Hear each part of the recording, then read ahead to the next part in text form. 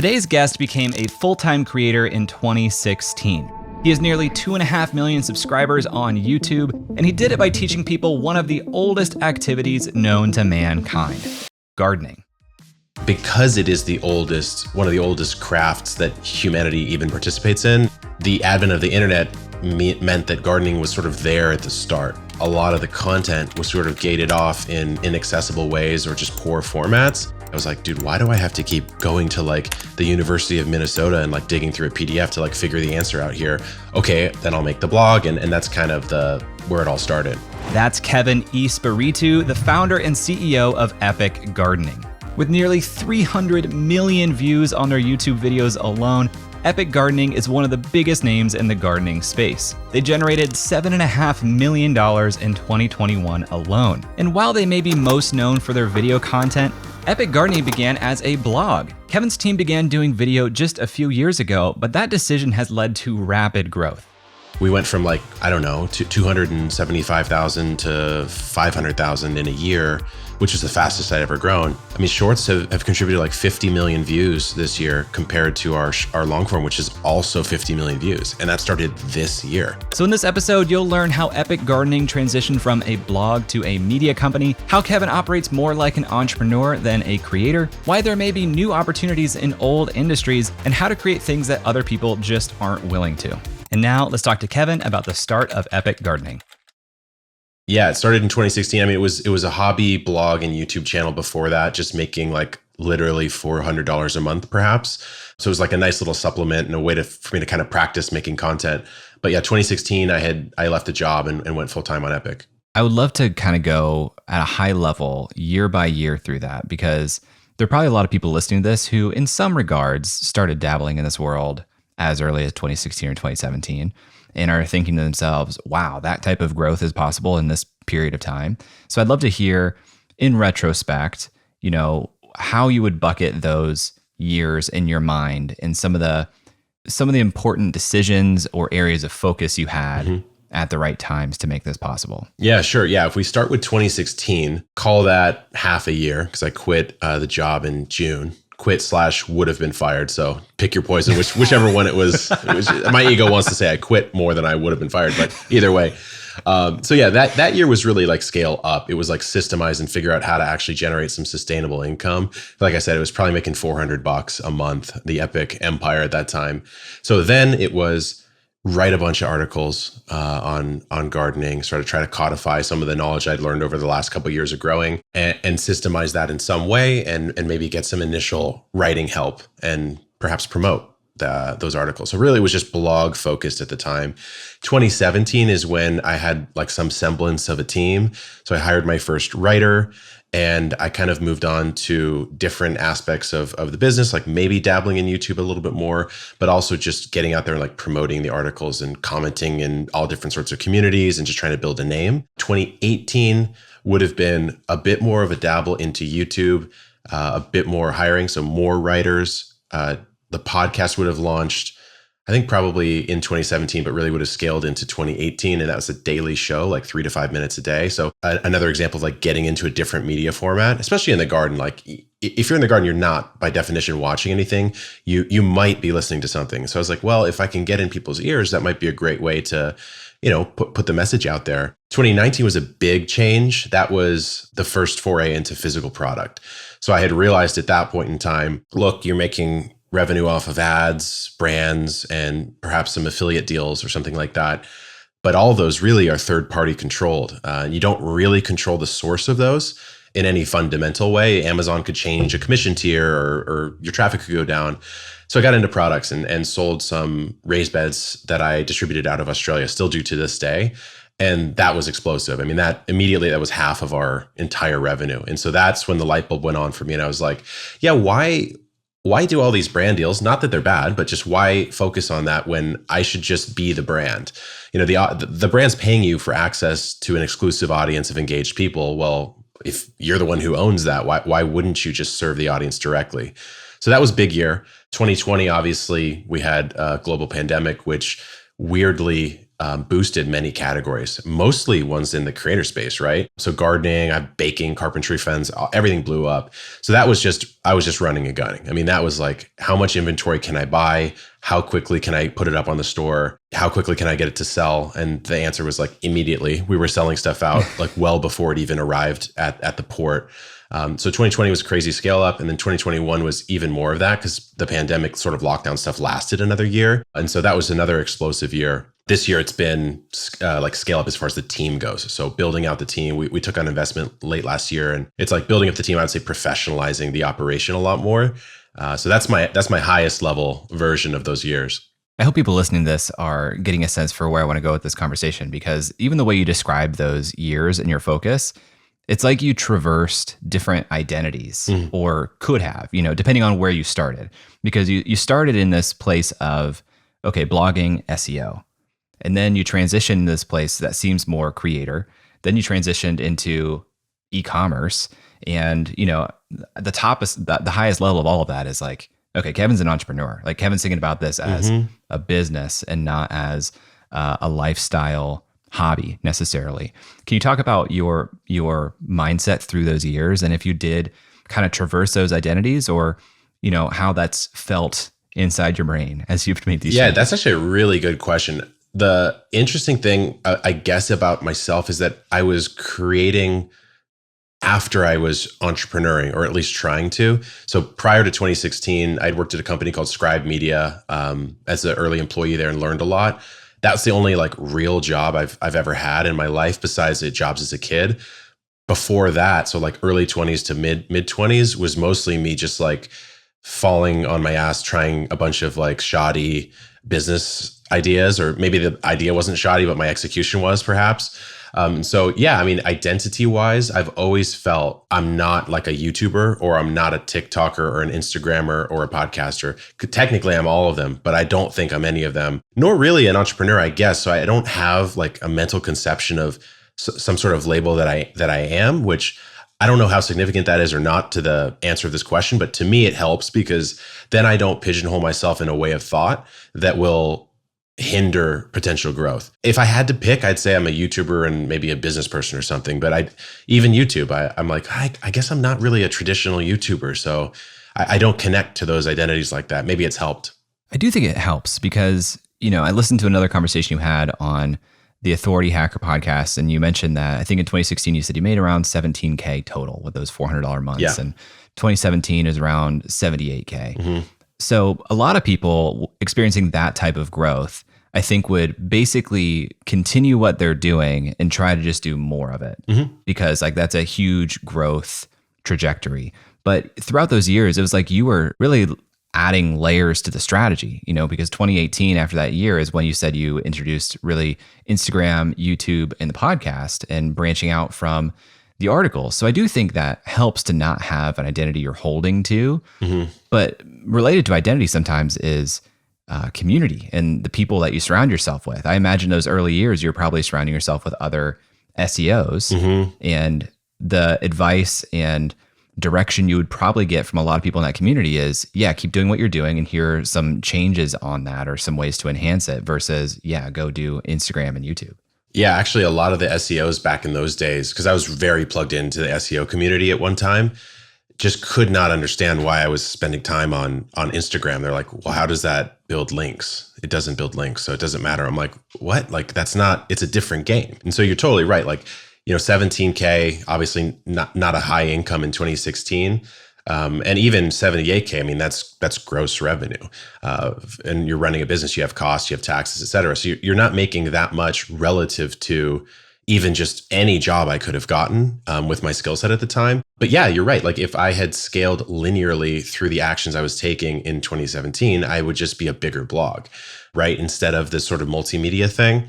And so I think that's what perhaps a lot of creators, I see a lot of creators make this mistake, at least in my opinion. They might have a different goal, so that's totally fine to do it their way. But, like a YouTuber, for example, that posts once a week, every week for 10 years, and that's all they want to do, but also is sort of sad that they're not making X, Y, or Z or have a certain level of accomplishment elsewhere. I'm like, well, yeah, because the game you're playing caps at a certain level. It can only do a certain thing. And so you do have to kind of get out of a particular bubble to go further. Were you feeling capped in 2018 when you started doing more of the social media discovery platform stuff with Instagram and YouTube? No, I don't think so in 2018, because there was just so much opportunity. That was like a great year. Besides the advent of TikTok, like maybe 2016, 17, 18 was a good couple years for actually growing on social without without it sort of being a slog. So there's a lot of opportunity there. I think the bet in 2018 that I started to see is I was like, yeah, if you have all of the media, it doesn't really matter if you monetize it immediately, because you have all the media and you build a thriving community. Just wait and let the community tell you how to serve them best, which is kind of what happened with those raised beds. I didn't think about selling those. They just were commented on relentlessly. And I was like, well, maybe I should sell them, right? It wasn't some genius thought. Speaking of, talk to me about the selection of gardening in the first place, because this is like one of the oldest things in the world. Like, we are an agrarian, is that the right word? Agrarian species. Yeah. You know, you would think that from the dawn of the internet, this would be something that would be dominated online, because we've just been doing it for forever. But you found this opportunity, and now you guys have the largest gardening education platform online. So how did you identify that? Was there like an insight where you saw there was a gap here? Yeah, I think for the reasons that you mentioned, that's why it was an opportunity. Also, I loved it. I mean, that was the first thing, is I love doing it. So that of course has to come first. But because it is one of the oldest crafts that humanity even participates in, and is sort of mandatory to some degree, whether you call it farming or gardening, the advent of the internet meant that gardening was sort of there at the start, which means that a lot of the content was sort of gated off in inaccessible ways or just poor formats. And so, a lot of gardening information is written still by an older demographic for an older demographic in the language of someone who already knows what they're talking about. Maybe on a PDF, which of course would be atrocious for SEO, let alone, presenting it in a video format in an engaging way from someone who's like, oh, I kind of could be like that guy or that girl. It just wasn't as accessible. So when I was trying to learn back in the day, I was like, dude, why do I have to keep going to like the University of Minnesota and like digging through a PDF to like figure the answer out here? Okay, then I'll make the blog. And that's kind of where it all started. Man, that's such a interesting insight and so good. I aspire to the life of an author a lot of times, and I'll look at some of these authors who have built an incredible life for themselves. And Ryan Holiday is one that comes to mind, because the stuff he writes about, it's ancient stuff. Mm-hmm. But the really cool thing is, because it kind of like was ancient stuff and then hadn't really been re-skinned, re-examined from modern people, the work he put into creating that canon of work is now like a competitive advantage. It's going to be hard to catch up to him. It's not like there are other people who have studied this in the modern day as much as he has.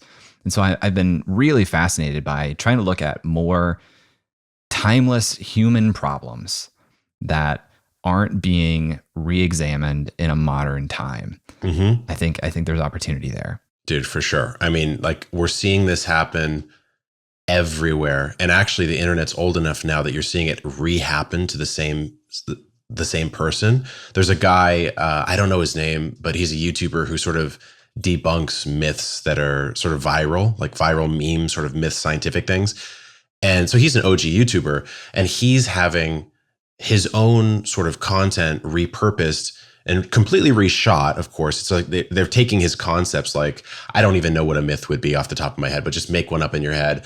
And there'll be a TikTok about it. And he's like, yeah, I disproved this like 6 years ago in this YouTube video with 7 million views, but this one has 30 million views in short form. It's the same idea. And I'm like, yeah, it's because that's how people are consuming it today. So the same thing can be repackaged. And yes, I mean, Ryan Holiday obviously has done a fantastic job with his work with the Stoics. Since you basically were tuned into and seemed to have a good start on platforms earlier on in their existence, what are you looking at now? It seems like you mentioned TikTok a couple times. Seems like TikTok is where the most recent opportunity is, but I'm sure even that window has closed to some degree or is closing. So how do you look at new trends in terms of how people are consuming information and how to be ahead of the curve? Yeah, I mean, TikTok to me was one of the best things that happened to the creator landscape in maybe 5 years or so, because it finally forced every platform to say, oh, okay, I guess I'll give you reach again.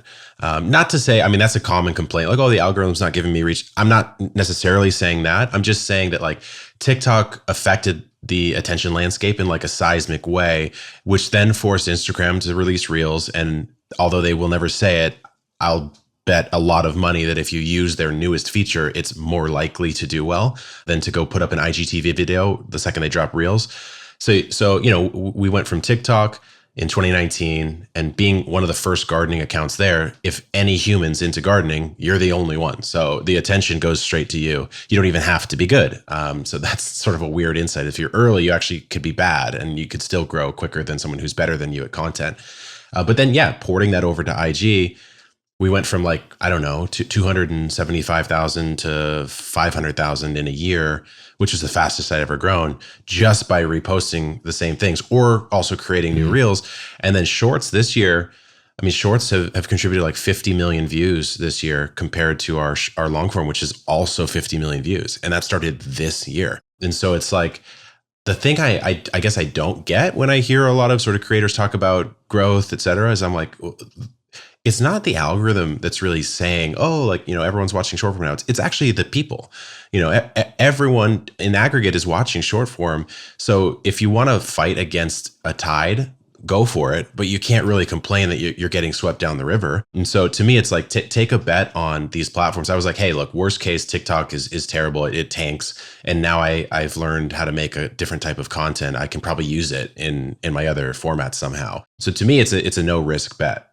After a quick break, Kevin and I talk about his approach to short form content, and later we talk about his process for creating videos. So stick around, and we'll be right back. If you've been following me for a while, you know how much I believe in memberships as a product for creators like you and me. Earning an income directly from your audience is one of the most sustainable ways to become a professional creator. So I want to tell you about today's sponsor, Uscreen. Uscreen is a beautiful all-in-one platform that lets content creators earn a living from their videos online. You can host private live streams for your members, sell courses, even get your own branded TV and mobile apps. Seriously, people can watch your video content on an app on their TV just like Netflix. And the best part, that means unlocking predictable recurring revenue. With a Uscreen account, you get video hosting, an out-of-the-box website, full payment and subscription management, a lot of other built-in tools, and plenty of third-party integrations too. And Uscreen makes it easy to get set up. You get access to powerful website themes designed to monetize videos. It's a quick setup and fully brandable with no coding skills required. Just about anyone that wants to make money from their content can do it with Uscreen. It's perfect for coaches, authors, influencers, and entrepreneurs in just about any niche. Right now, Uscreen is being used by creators in fitness, education, news, music teachers, kids entertainment, and more. That includes Yoga with Adrian and Creator Now, just to name a couple. Uscreen is the platform for building a video membership site that is great for generating a sustainable income stream. If you create video content for your audience, I highly recommend checking it out. If you're interested in learning more about Uscreen, check out the link in the description. The thing that would probably hang me up if I was in your position and would actually kind of bums me out to this day. So much of the content we create for social media, it's just gone. You have this training in writing articles or, at this point, maybe overseeing the creation of articles that have this enduring, compounding power in that one asset. Same with YouTube videos. But now that you're super active on social, how do you think about the role of short form as it relates to what long form and having an asset that's leverageable over time does for you? Yeah, it is kind of frustrating, right? I mean, back in the early days of Instagram, before Reels, for example, you'd do like certainly a post, just like an image post or a short square crop video. And you're like, yeah, this just kind of goes into the Instagram abyss. You don't really recover it. You've edited it particularly for the platform. It's kind of hard to repurpose. And you're sort of like, actually, where is the ROI though? It does come down to that.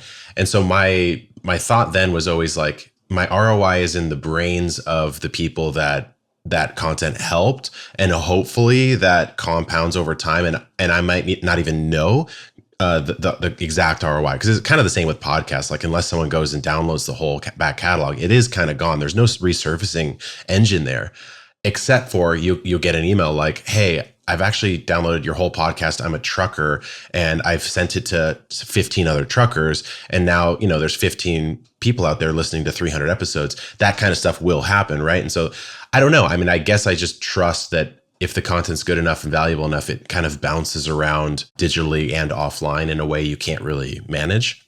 Yeah, it's kind of like the direct marketing versus brand marketing dichotomy, where like direct marketing, you're really measuring return on spend, and brand marketing, you're hoping that it returns and you believe that it does and you keep investing in it. As long as you don't see signs of the contrary, you keep doing it. I guess it's like the content variant of that dichotomy, right? Yeah, that makes sense. How do you look at YouTube Shorts versus your YouTube Longform? Do you think of them as two different audiences? Do you think of them as an intertwined strategy? Right now, I think of them more as separate audiences than as intertwined. What's interesting, though, about gardening is that the short form can be a bite-sized piece of the larger tapestry of content that we have in our library, because it's still at my house or some of our creators' houses. And so there is more to say about a particular plant, like, I don't know, dragon fruit. You can give a really unique fact or show it blooming in a time lapse. That's a great short form piece. But if someone does get captivated, and obviously the hit rate's way lower because the reach is expanded. So your hit, someone might be 5% of people might be interested in watching the long form versus 90 if they're searching for it on the normal feed. But still, I mean, that's a huge number. So they can trickle through. I guess I almost view it as an on-platform variant of TikTok, because the way that creators were getting huge over the last couple of years is like, you blow up on TikTok, you then start in IG, because most of these creators are young enough to not really engage with IG. So they start in IG. Maybe they cross post, but then they start a YouTube. They cross post their YouTube Shorts, build an audience there. Then they learn how to do long form because they don't understand it. So that's the way people have been building audience. So I don't know. I mean, the question is, how valuable is a long form view versus short form view? Right now, I feel like a short form view, even on YouTube, is like maybe a tenth of the value, maybe. But hopefully we get better tools to figure that out, because it's clearly eating the world of attention. And I don't know if that's necessarily a good thing if you're trying to sell a product or service or whatever. So when you made this first bet into physical products and you bought these raised beds, I heard you say that was a $30,000 investment to bring these things in. What did that feel like to you at the stage that you were? How big of an investment was $30,000 at the time? Let me think. I don't know. I couldn't tell you a rough percentage, but I would say it was maybe, how much money did the business have at that time? I mean, I don't think we had over 200,000 in our accounts. I mean, I think we probably had 110 or 120 or something like that. And that was there was probably some taxes mixed in there. Like, I couldn't even tell you the actual weighting of it. But suffice to say, like, if it was a bet on your net worth, it probably would have been unsound. But, I was like, well, this is a car. I mean, you're buying like a Camry or something and in one play. But my logic there was, I was like, okay, well, it's far and away the most requested thing. What's the worst case scenario? I sell them at cost and I lose a few thousand. Like, that seems fine to me. And then what's the upside, of course, is that you make your product margin on that. And so, yeah, I mean, the scary part for me is that I literally knew zero about e-com. My plan, which I still can't believe I thought this at the time, was to buy the container, 20-foot container, so it's a little smaller than normal. And then I was arranging a self-storage facility in San Diego, and I was going to have the container land at the port in Long Beach, be trucked down to a literal self-storage facility, like at Costco or something like that, unload it by hand, figure out how to get like tether a laptop there and print and ship orders out of a cell. Because I was like, I don't know where to put it. Obviously, where do you put it? And then I got wise and talked to a couple friends about e-com, and they're like, what the hell are you doing, dude? Just get like a third-party logistics company to help you at the start shipping the orders out. And I was like, okay, cool. There you go. So yeah, it was scary. Less so in the money. I was pretty confident that the risk wasn't big, but it was more scary in like just the logistics of what do I actually do? Yeah. Now that you guys have these products that you are selling, do you see that people are converting from a short form on a product to purchasing, or does it need to be like an introduction to the larger Epic Gardening ecosystem before they begin purchasing? I think if it's an easily accessible product, like if it's a $10 little tool or something like that, it's way easier to convert that direct. That being said, it's also hard to attribute perfectly. Like, from TikTok to a link click to a product page to a conversion, it's like actually quite difficult to attribute that and be really confident that that's where it came from.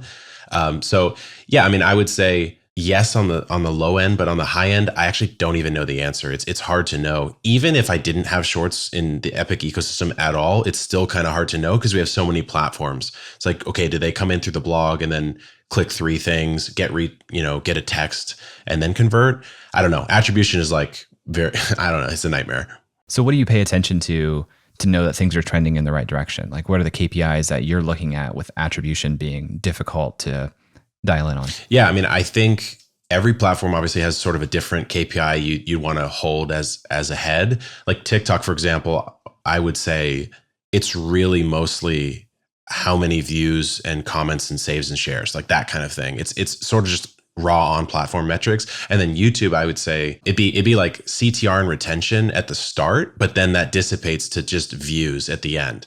Because really optimizing for CTR and that sort of thing works.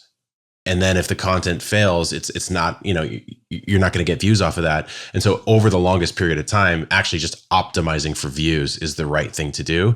Except for that, when you tell that to people, they're like, well, okay, well, that's like so broad. How do I do that? Exactly. So yeah, it'd be reach and audience growth. It sounds like throughout your career, you've had this insight of, let me just go ask somebody who's already solved this, which is such a hack. Well, yeah, I mean, dude, like the things that we're doing as creators, it's not novel. In the aggregate, I actually think it's quite novel. If you were to sum up all the parts of an operation like Epic or these other ones that are out there that are doing incredible things, certainly that's novel. But like the mechanics of it are not. How do you get a container from Australia to America? It's been done for decades. Someone knows how to do it. Just go find the person and have them help. And then you sort of piece together all that knowledge, because what are creators typically good at is usually connecting with people, creating valuable content. We're not typically the best at the business logistics. Not it's a sweeping statement, but you get my point. I think I'm going to put on the hat of creator or aspiring creator who wants to get started and is listening to this. And your story was you had a passion, you started a blog, then you went to social media and YouTube, then you did ecom, and now you have all of these things working in concert, which is just like next level business. How would you encourage someone starting today in the current landscape? I wish I had a strong answer here, because obviously the way I did it is probably not ideal. It's kind of slow, but I would say short form video. I mean, it's probably a trite answer. Everyone would say that, but what else is there right now that's going to get you rapid iterations? Because to get good at content, you have to do a lot of it and then figure out what works and what doesn't. You have to become more comfortable with yourself and all sorts of different little skill sets. And so I would say short form video is a great way to do it. TikTok is the most rewarding algorithm right now still. Maybe YouTube, but YouTube takes a little bit longer to pick something up if it's actually good.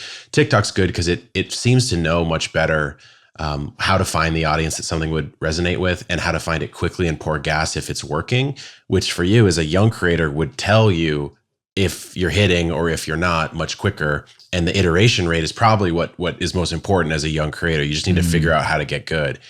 So I would say TikTok, and then you would probably want to transition much like the flow I was telling you about earlier, like TikTok, IG Reels and YouTube Shorts, and then maybe experiment with like 2 to 3 minute long form videos and kind of grow yourself into the long form, which all of us older creators, we all did long form first. So it's an odd switch.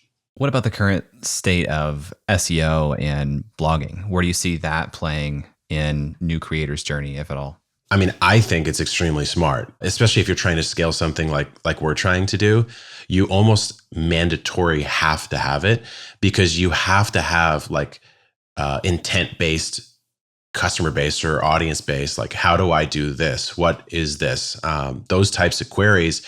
Yes, certainly like TikTok's eating a little bit of that. Maybe someone's typing into YouTube, but like Google's still Google. I mean, 98% of the revenue is still ads right in that search box. And so to me, it's a totally different brain though. Like an SEO brain is a totally different brain than a video brain for the most part. I've never seen SEOs be super comfortable with video unless they like don't think they're one. And so, yeah, I would say, let's say a creator like got really big off, I don't know, carpentry and was doing video stuff. Like the smartest play is probably just to hire an editor who knows SEO and can manage some writers and can build you a corpus of content on in a written format and like learn how to rank it. Because otherwise you're gonna have to learn SEO. It's like takes kind of a while. And when I hear people talk about SEO on the show, a lot of times they're talking about article SEO. Mm-hmm. Obviously, YouTube has SEO as well as like the second largest search engine in the world. How much does YouTube SEO play into your guys' strategy? Yeah, for us, I think in our space, it actually is significant because let's say we make a video on, I don't know, cabbage, and it is just objectively the best video. No one can argue it. It's for sure like 10 times better than the next best video. We should probably just call it How to Grow Cabbage Complete Guide. You know what I mean? Because if it truly is the best, the title I don't think will matter that much. Like you might as well just go straight for the search and let it play out. I don't think you should go like, I grew an insane cabbage. Like what, you know, it kind of depends on the channel too. Like I have a channel called Epic Homesteading, which is much smaller. It's like 165,000 subscribers, which I run more as a personality based channel. So titles will be much different. But that's because the topic's different. Like I had a video called like, I'm sick of my garden. There's no SEO around that. There's no searchability to it. So you have to play the title game a little bit differently. When you're making these videos, let's keep this cabbage example going because Yeah. I love the idea of us being Cabbage Patch Kids right now. There we go. So if you were going to say, we're going to make the best video on growing cabbage, what would your process be to make sure you make the best video on growing cabbage? Like what are the boxes you're trying to check to say objectively, this is better than the other content on YouTube? Yeah, I actually think that's not that hard to do, to be honest with you. So like the way you would do it, or I would do it is, first of all, I would look at the other cabbage videos, right? I'd say, okay, well, there's probably 5 ones that are even close to good. So you go look at those, you say, okay, what are the titles? What are the thumbnails of those ones? What's wrong with the title and thumbnail? Why is it bad? And then you go look at the content and you'd say, okay, well, are they missing something fundamental? I mean, that would be the most obvious thing. But to me, I would go ground up. I'd say, well, what would the best cabbage video be? So there's like the analysis of the outside, but then there's the bottom up sort of thinking. I go, well, what would the best cabbage video be? It would probably be a video where you literally grow cabbage from start to finish, from seed to harvest, and then layered in all of the things that make that video engaging. So like a good personality, maybe some humor, beautiful shots, some crispy B-roll, maybe a little bit of music, like all the different things that make videos good in the packaging of the best presentation of the idea, which would be, in my opinion, at least growing something from seed to harvest would show you how to grow cabbage best. Do most people do that? No, it's like pretty hard to do. I mean, the shortest crop would take a month to make that video. So what are we doing now? We're growing 25 crops at least right now from seed to harvest starting now that will drop in spring. And some of those might not even come out this year. They'll come out maybe in 24 or something like that. Because I'm like, that would be the best. So that's kind of how I think about it. Yeah, I love that. And my mind says, holy shit, that would take forever. That's hard. And you now have to wait this period of time and layer in, well, if we want to continue to publish, what are the things we're publishing in the meantime? So you're managing a pipeline of a bunch of videos and a bunch of short form and probably written content as well. How do you manage that? Yeah, not super well right now, to be honest with you. We do have a head of content hire that I'm going to be making because like right now I function as CEO, head of like I'm the main talent still. We have 3 other creators, but I'm still like the main one. And then I'm also head of content. So it's like one of those has to break and the 2 that can't break are probably CEO and head of talent. So we need a head of content. So yeah, we need a way, especially in gardening, we need a way to layer a season over the tapestry of platforms and creators that we have and sort of assign topics and formats and talent to those so that it comes out in this like beautiful symphony, I suppose, of content across the year. We don't really have that right now. We sort of run and gun based on what we're doing at the time. So yeah, I don't have a great answer there yet, but hopefully that changes. To be honest, I'm kind of glad that you don't, because I think that makes this feel a little bit more doable to somebody listening to think that like, well, you are having this incredible success and there are still things that you don't have down to like the perfect system level yet, you know? And a lot of people listening to this, they probably index much further on the creator identity. And so all they're thinking about is creating stuff. Yeah. So I think that's actually probably helpful for them to hear. Yeah. Yeah. I mean, dude, really, I think if you're listening, it's like I just was blogging in a room for 12 hours a day for 3 months when I started this thing. It's like there's nothing super magical about what we've done. Like I think I don't know, man, like luck and success, that there's that whole debate of those two sort of interplay, like hard work versus luck. It's obviously both. So like Epic without the pandemic would be a different company. We'd still be doing very well, but we wouldn't be doing as well as we're doing now. That's just the truth. So I would say don't mark yourself to someone else's reality. It's not a good recipe for success. I would love to talk a little bit about hiring, because something else about your story that I admire is how quickly you were willing to hire help, first on the article writing side, I believe, and now you have a team of 20 plus people. Yeah, soon to be 80 plus people. Mm-hmm. Talk to me about how early you think creators should consider hiring and how you would go about doing it. If you have some revenue coming in, I'd say like, let's say I was doing Epic again, for example, I would just be hiring dramatically faster than I did. I was too slow to hire, really. I mean, the way I hired the first writer, for example, is I had quit the job. I was writing, I think I wrote the first 450 articles on the blog. Wow. And then I was like, maybe I should do something different now, because it doesn't seem like this is going to get me where I want to go. And so I kind of ranked my time in the week, and I was like, okay, is this task humanly possible to be done by someone else? Obviously, writing is. How important is it that I'm writing? Well, it's kind of important. Like, you have to know about gardening, obviously. Am I the only one who can know about gardening? No, right? And so that was kind of the logic on that. And then every time, I just wanted to move towards my highest leverage activity. And then every time that stopped having that leverage, I had to hire. And I think that's really the way to do it. I don't know that it's any more complicated than that.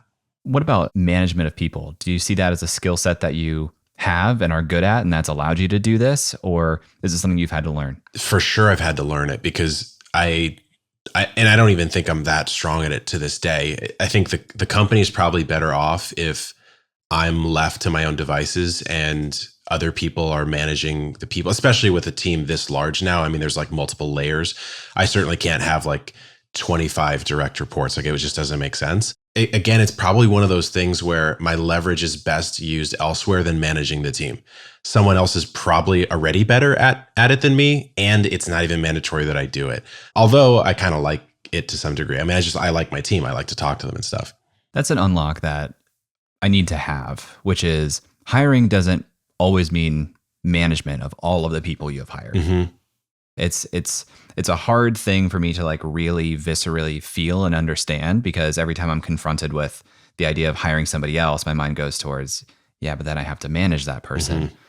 And that's the thing that holds me up more than anything else. How many people do you have on your team now? I mean, it's all contractors and partnerships because of this block, because it feels, one, like intimidating to now have salaries on the books for all of these people. Yeah. How do you think about that? Do you feel the weight of the promise you've made to dozens of people?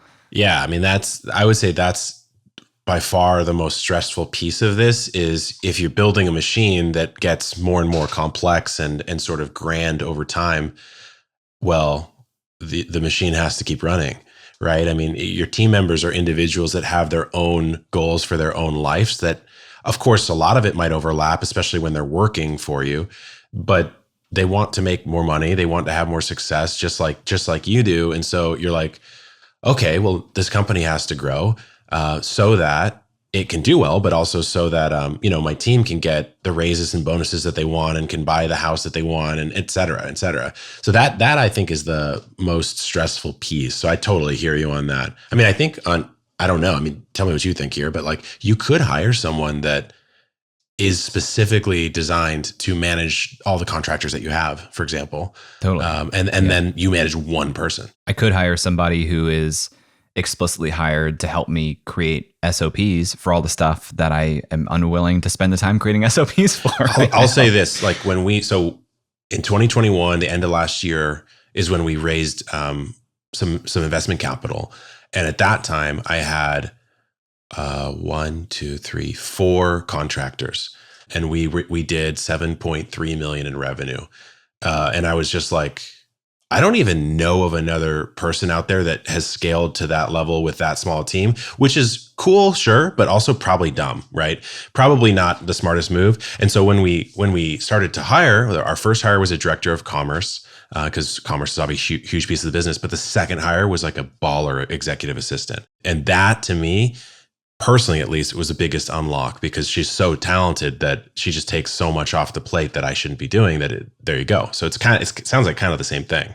Yeah, totally. And the other fear that I have, like how much fear do you have about that executive assistant changing her goals in life, getting a even better job offer? Like, how do you feel about that? Well, she has already changed her goals in life. So she wants to take on more responsibilities in like people in HR, especially because now there's a lot of people here. So there's opportunity for that. So I think you can't hold back your team members from doing what they want to do, and you should reward them for being good, right? So yeah, maybe some incredible offer comes off the table and she's like, you know what, I'm actually going to go take this, but I should do my best job to make sure that the most incredible offer comes from us.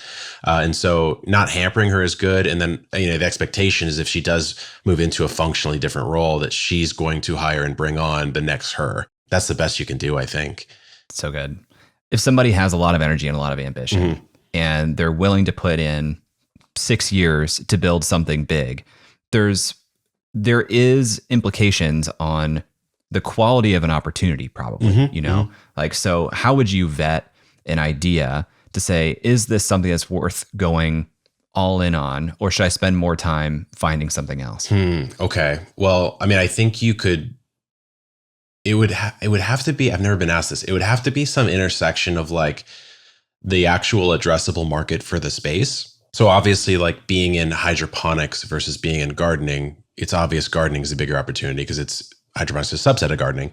So I would look at some sort of intersection between what you would be interested in, because it would be difficult to continue something you were bored by, the overall size of it, and then also sort of the antiquatedness of either the attention landscape of the space or the commerce/service landscape of the space. So like some intersection of maybe all four of those. So I would say a friend of mine, he thinks that's true in construction, especially online. And I'm like, yeah, it might be. I don't know enough, but certainly it's a massive space. There's an infinite amount of product you could sell into it. And I think there are some really great creators in that space for sure, but I don't necessarily know I've seen one that's going huge.